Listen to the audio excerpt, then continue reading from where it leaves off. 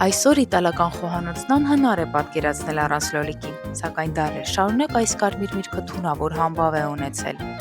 Ամերիկայից իսպանացիների կողմից Իտալիա ներմուծված լոլիկը դեկորատիվ բույս էր համարվում և իր գեղեցիկ դեղնավուն գերանգի համար կոչվում էր պոմո դը օրո, ոսկե խնձոր։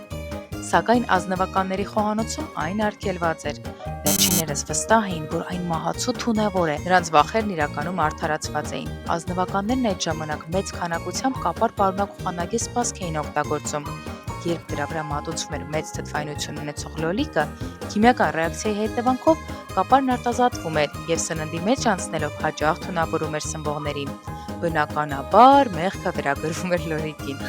Սակայն այն վախեցնում էր միայն ազնվականներին, քանի որ աղքատները անագես սպասք չունեին և հաճույքով ուտում էին մահվան մրգերը ու չէին մահանում։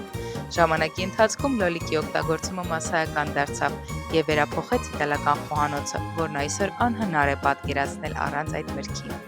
Իսկ դու դարձիր գաստրոգիտակ հետևելով իմեջին։